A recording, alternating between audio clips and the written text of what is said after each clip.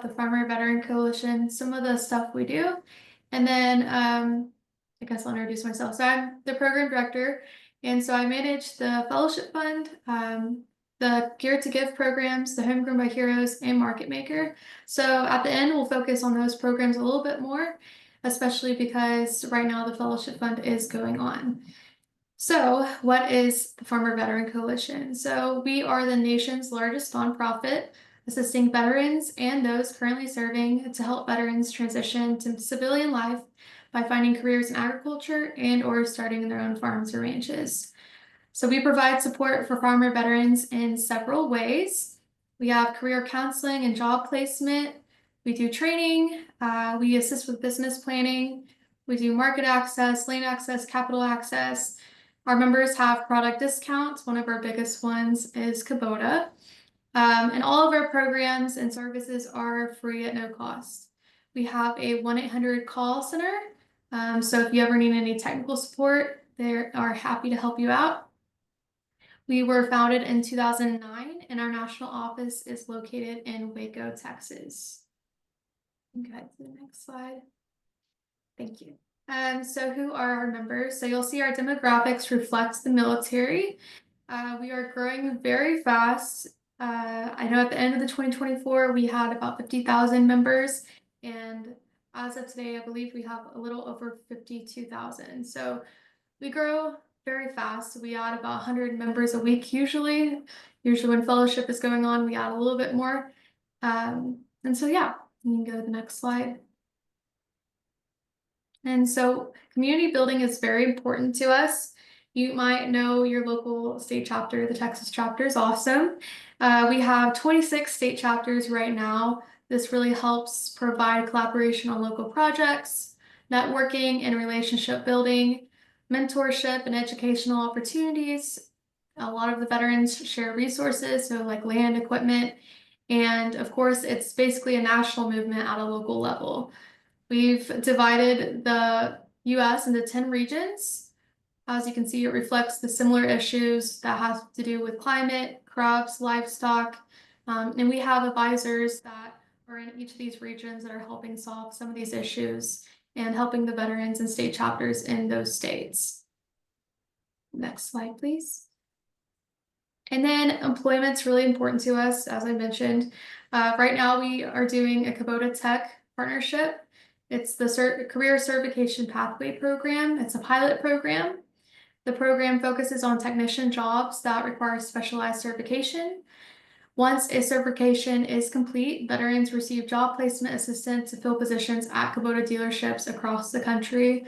I believe they're looking for over 1,700 positions to be filled. So that's something we are currently working on. And then we also have agcareers.com, that partnership. Started in 2022 to support farmer veteran members find careers in the ag sector. Ag Careers also operates the Ag Warriors program, which you might have heard of before, to connect ag companies looking to specifically hire veterans with veterans who are seeking jobs.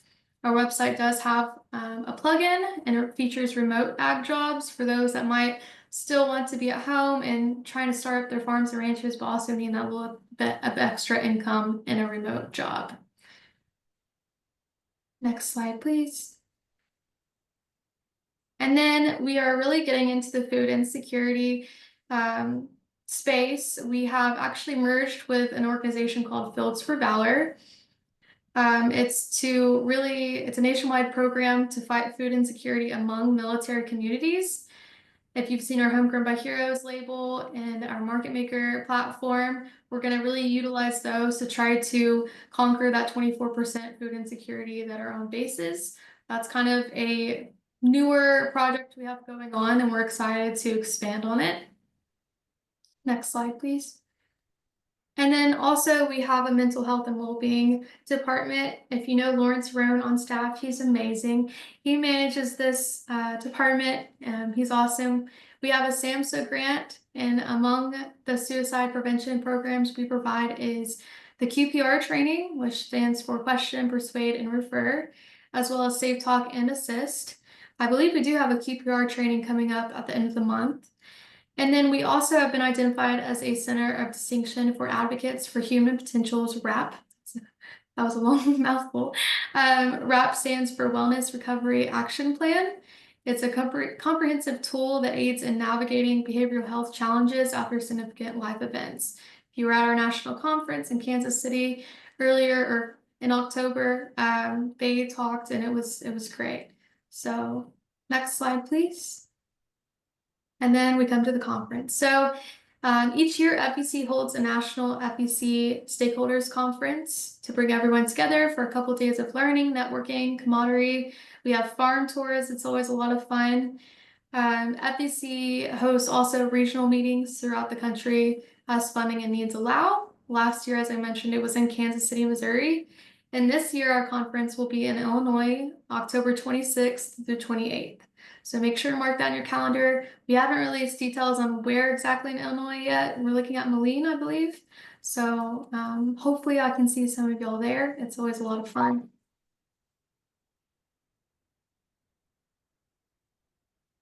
Okay, next slide, please.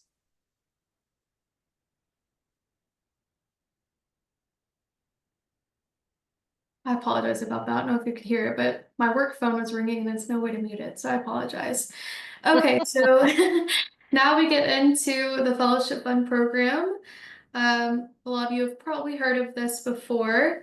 It was established in 2011, and we've awarded over $4.5 million in grants to nearly 1,100 farmer veterans. It is a small grant program that provides direct assistance to farmer veterans with awards ranging from $1,000 to $5,000. Purchases are made on behalf of the farmer veteran for equipment and other related supplies that will possibly impact their ag business. So we don't write a check directly to the awardee. Instead, the awardee would go to their preferred vendor, request an invoice from them, and we pay the vendors directly. And then the application is now open. It opened January 3rd, and it must be submitted by February 14th at 11:59 p.m. Some of our major sponsors include Kubota, Wounded Warrior Project, Tractor Supply Company, and Tractor Supply Foundation. Next slide, please. And then with our partnership with Kubota, the Geared to Give program provides equipment and grants through the Fellowship Fund. Sometimes this can be a little confusing, but basically the Geared to Give application is integrated into the Fellowship Fund application. So as you go through the application, it's at the very bottom. You can opt in or opt out of it. Each year, Kubota awards 5 pieces of equipment through the Geared to Give program. This year, I believe it's UTVs, tractors, hay tools, skid steers. Maybe that's it. And since 2015, they have awarded 46 pieces of equipment. Next slide, please. So a few requirements for the Fellowship Fund. You must be a veteran member of FVC. This means that you have verified your service through the ID.me platform when you become a member. You must have served or are currently serving in any branch of the U.S. military. You must have received an honorable characterization of service upon discharge from the military. However, other characterizations of service may be accepted on a case-by-case basis.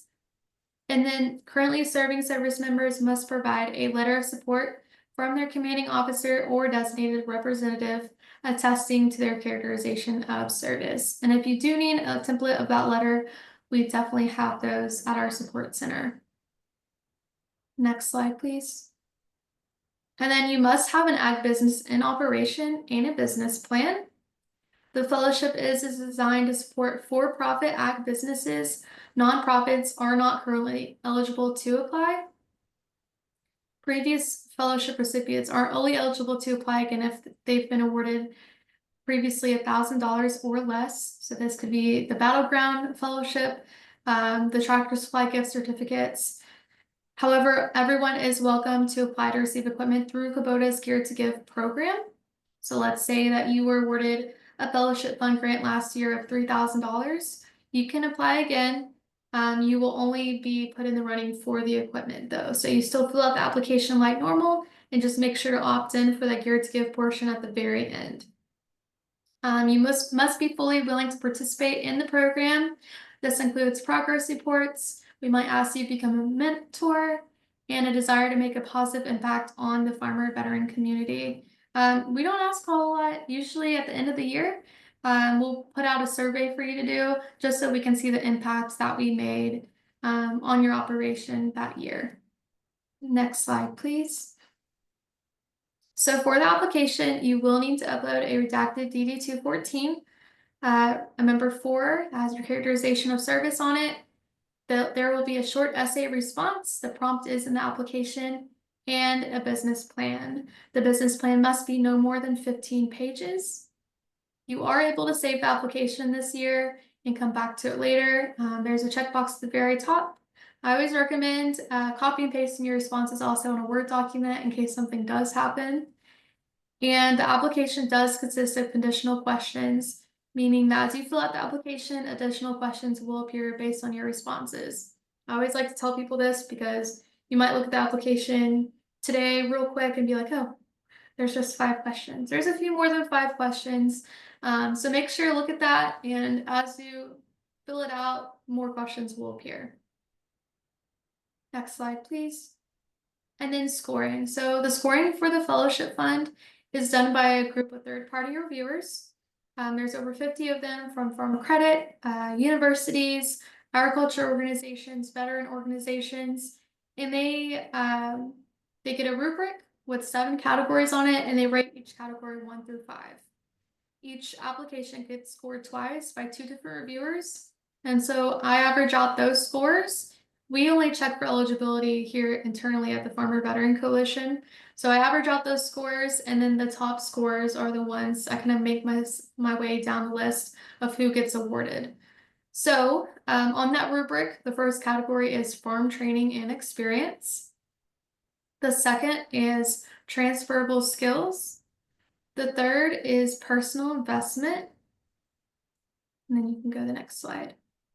Fourth is strategic request. So this is really, we're wanting to see that what you are requesting will make a long-lasting impact on your operation and also help you with those short-term and long-term goals, which goes to number 5, vision and goals for the future. Number 6 is community involvement. So has a candidate demonstrated previous involvement with FVC or veteran and or farming communities? So that could be battleground or breaking ground.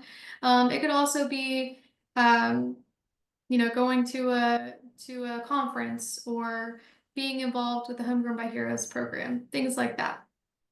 Next slide, please. And then the last one is unique impact. So what really sets you apart from everyone else? Next slide, please. Okay, so, and then we have our Homegrown by Heroes label. You have to apply to be a part of this program online. The Fellowship Fund application is available on our website, as well as this application for Homegrown by Heroes. So it's the official farmer veteran produced branded products program, only program of its kind in the U.S. It certifies ranchers, farmers, foresters, and fishermen to sell their products as veteran owned and produced. You might have seen it at farmers markets. We have 19 partnerships with state departments of ag in order to create merged labels like this Illinois product one we have. It's just a cool way of representing your state as well as the HBH label.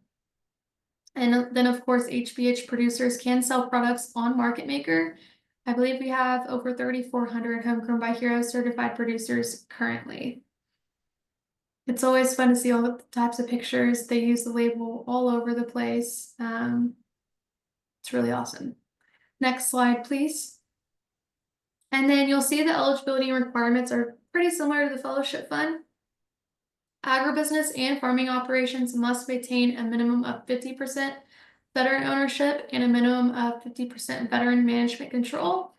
And then value-added products must contain a minimum of 50% non-water ingredients produced by an HBH producer. So that's how we kind of determine if you're eligible for the program or not. Next slide, please.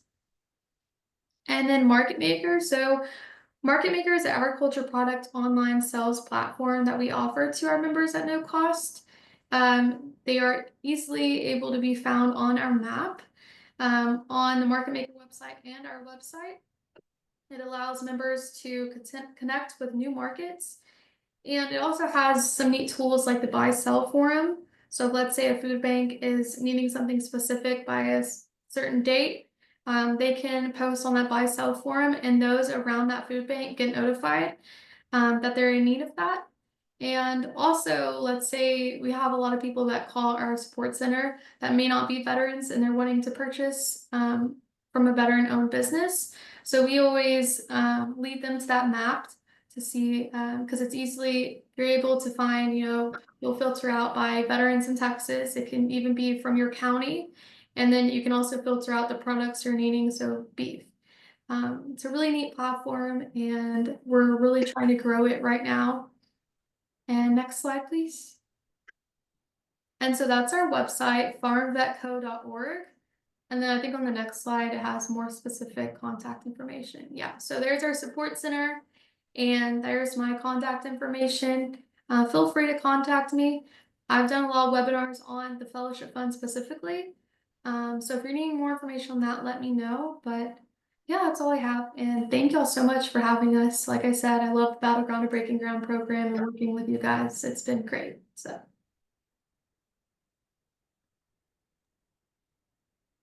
Awesome, Abby. Thank you. That was really helpful. You guys add stuff all the time, and I'm always excited to get caught up on what you guys are doing and all your work with veterans and our farmers and ranchers. So thanks for all that you guys do. All right, you guys. So at this point, we are going to go ahead and open it up for questions. Like I said, you've got Abby, and she does a lot. Listen, she does all your fellowship application, getting the eligibility in and getting those questions answered. So now's your time you can ask her those specific questions, and we'll just kind of open it up. You can use the chat box feature, or you can just go ahead and unmute yourselves and ask questions. Yeah, hey, I'll go. So hey, discovered you guys at an event up in Round Rock for veterans, and my first question is for the grant. I was looking to do more like startup costs, like fencing, and I know you were looking for like the maturity of the business and everything, but is there any appetite, or like what are the odds for approval if I look at like startup costs for fencing and everything to begin my own cattle operation? Yeah, so basically we say that if you've incurred expenses and or received income from your farm or ranch, you're eligible. So if you can just still be getting started, but if you've done any of those things, you're eligible. Most of our members are beginning, and the majority of a lot of the funds that we award are for fencing. So if you're at the stage where you have a established business plan and you've received some type of income or put any expenses into it, then you're eligible. Okay, good. And then uh, somewhat different question. Is there any way to like get a list of other local farm to veteran members like in my area? Because what I've kind of looked for is more like a mentorship to have. I want someone with like a lot of white hair who knows what they're doing to show up on my farm and tell me what I should be doing. Yes, sir. Yeah, so we can't obviously just give you like a list of names, but if you contact us, usually the Texas chapter helps us out with that, but we'll connect with a few people around you. We have like a map internally that we can see the member and then who all is around you. So we can definitely help you out with that. You can either contact me or the support center, and yeah, we'll definitely get that for you. That's usually kind of my it's always fun matching people up with mentors because people don't realize how close by somebody else is. So it's usually pretty fun. But yeah, we would love to help you out. And Well, that'd be Abby, great. on that, because I know in the past, so like if you guys get with them and request a mentor in your area, like I've gotten an email from them before.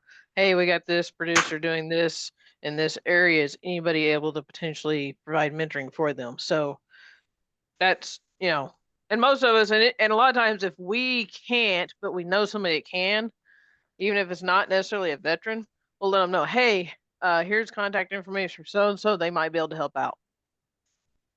So it's a great network. And don't forget about your ag extension agent for your county. So they're typically folks who have been in production for a long time and will come out and kind of help you look at those. And that's a free service. And your NRCS, USDA NRCS agent can help with that as well. So we're big proponents of collaborating. Pull as many resources from as many places as you can to get as much help as possible. Well, that's helpful. So thanks all to you guys for putting this on and for answering that question. Yes, Yes, sir. sir. Thanks for asking. I got a question. I don't know if it was this slide deck or was it just the one before, but the hands-on classes that you mentioned throughout the year, where are those all located? So the meetings or the trainings? I think it was the training. So if I you're think it's talking about, if you're Go ahead. talking about the hands-on learnings. learnings that Aaron mentioned at the very beginning of before we got into the Farm Veteran Coalition, those are held in different locations, predominantly out of the Nixon area, up around Waco, Mount Com, Kempner. Okay. So it's try to, if you can, go to the Texas Agribility website and go to the events calendar. And if you subscribe to our newsletter, we send out the newsletter with those. And a lot of times we link in the stuff like FVC if they've got events and they send us the information. Mhm. We try to get it out onto our Facebook page, onto the newsletter, and or on the website on the calendar as much as possible too. That's the good thing about partners. We help each other out with some of that stuff for advertising.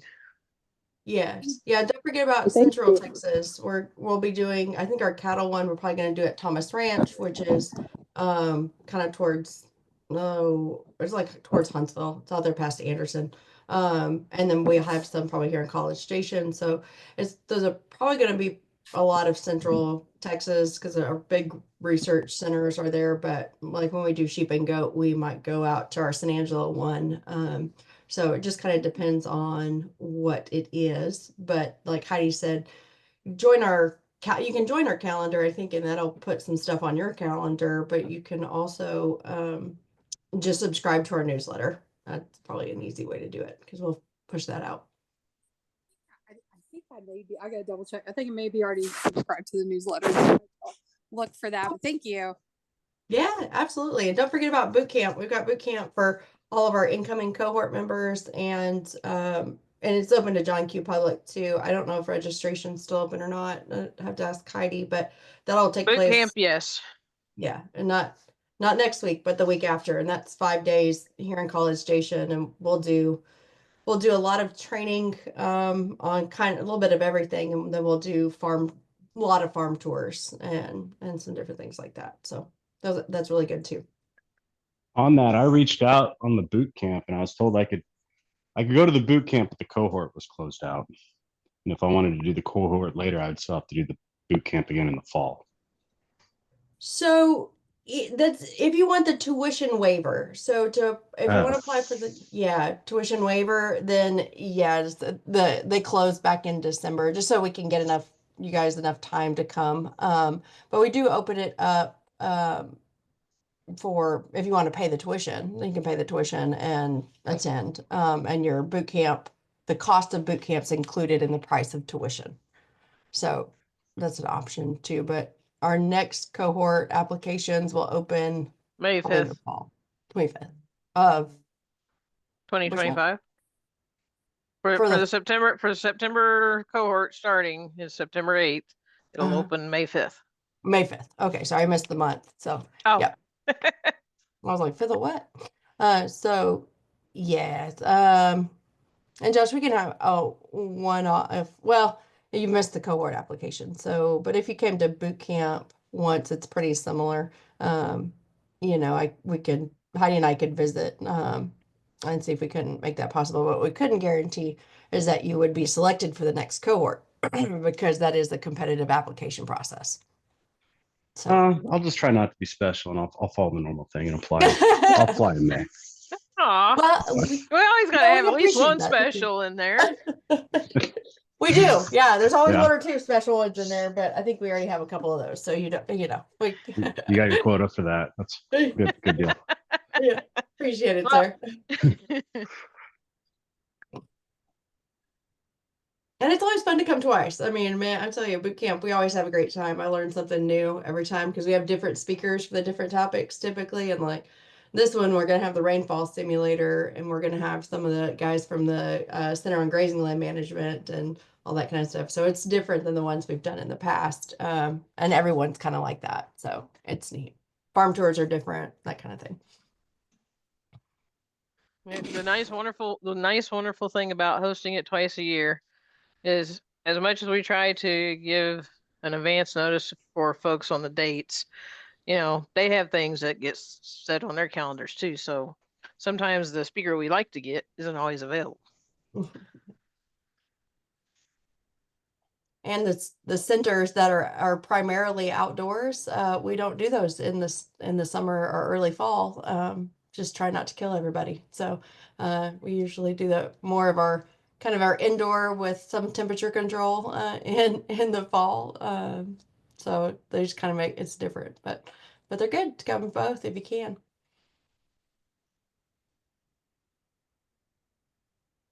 All right. Well, I'll throw in another question if I can. Sure. Um, Yeah. So I definitely intending on submitting an application to do kind of skill bridge piece of your program for the battleground to breaking ground. I don't know, you know, granted, being still active duty, I'll have to work that through leadership, but say I'm not approved to do that, can that application still be used for the longer program? I presume that, you know, and then I just have to figure out what kind of time works for me once I'm once I've retired. Is that kind of how that works, or would I need to reapply? Yeah, Presuming I'm successful and accepted. yeah, absolutely. Yeah, you'd have to apply again for the cohort tuition waiver. Our SkillBridge one is really condensed because for the most part, our folks who are coming out of the military, you've been in the military for the last however long, and so you don't have a whole lot of experience or current experience typically in ag. So the application for the SkillBridge program is pretty short. And your letters of support more or less are your commander signing off on your forms. If they think you're good enough, then we think that's good enough letter of support, really. And so that's different than our tuition waiver for the program. That is it's a little bit longer. Well, I say a little bit high, it's probably considerably longer. And then we require 3 letters of support for that one. And it's more competitive because in the SkillBridge program, really, if you fill it out and you're completing your answers and your timelines match up, I think for the most part we've accepted most folks who have applied to the SkillBridge program. Versus our cohorts, we haven't had a ton of applications in the last couple rounds, just almost right at what we accept. But we have had over 100 applications for 15 slots before. So it kind of depends. I would say the cohort's probably more competitive, but if you can match up your transition dates, because we do like I said, we do a spring cohort and a fall cohort, and we're able to adjust those dates by just about a week or so on front end or back end. But it's pretty tight. It's only, I think, 13 weeks now. Mm-hmm. So the other thing too, if you do the STP application, save it. You should get a copy of once you complete, you should get a copy of the responses that you submitted. Because although there is a difference in the 2 applications, because with SkillBridge, we're usually asking some more detailed questions because like we need to know who your command is and also who your transition assistance person is, because we coordinate with those guys and let them know that you're applying that, and if we accepted you tentatively pending their approval so that they have a heads up. But there are a good handful of the questions that are the same between the 2 applications. Yep. You know, we're not reinventing the wheel here. We're not going to reinvent what we're asking. There's just some slightly different questions or additional questions for the SkillBridge due to the specifics of what we need to know for Skill Bridge versus the things that we need to know for the regular program. Copy that. Thanks. Yes, ma'am. Any other questions for Farmer Veteran Coalition? I got a question for Abby afterwards. We can let everybody else go though. Okay, well, I've got one for, so Abby, what common barriers have you seen that our military veterans or active duty military getting into production ag really face? What are some common things? And if you have any, cool success stories of ways that they've overcome those, that'd be great. Yeah, so I would say from my perspective, it's they don't realize the resources they might have available. Um, like a grant program like the Fellowship Fund. There's been so many people that have reached out needing funds and they're like, oh, it's only $5,000, is that really gonna help me get started? But then they don't realize that can go towards so much fencing, or that can help you get your first few heifers, anything like that. So yeah, I would say just reach out and ask for resources that might be available, because you don't really understand what you have until you do that. So Yeah, absolutely. And like I was kind of telling you guys, is those resources build upon each other, and Farmer Veteran Coalition is a great resource hub. So they've got their like the fellowship funds. We were awarded one year. We used it to buy a squeeze chute for our cows, and I use that a lot. So it's really helpful, but they also connect you to a lot of other resources out there that can help you get started and get going. We have our Introduction to Ag Business course that's posted on AgriLife Learn that includes Farmer Veteran Coalition, but we have a whole like funding and technical assistance panel in there about all the different programs out there. And I'll just be open and honest with you guys that we've had probably close to almost $200,000 in outside investments through different agencies and organizations invested into our operation to get it going and keep it going. So there is so much out there if you know how to really tie those things together. And Farmer Veteran Coalition's a great organization to pull those things together, help you know what to look for, who to access, what questions to ask, where to go. And we are as well. So make sure you utilize as many resources that you can find. And I can tell you from my experience, there's really not been like a one-stop shop so far for all of the resources that there are out there. There's just too many for anybody to keep a list that updated. So leverage all of us. It's free to you to pick up a phone, call us, send us an email, and we'll get you as much of that information as we can.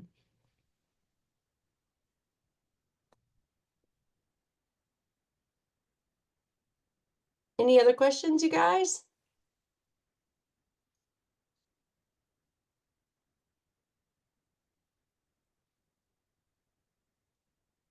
All right. Well, if there's no other questions, you guys can still use the chat. We're going to stay on for just a little bit longer.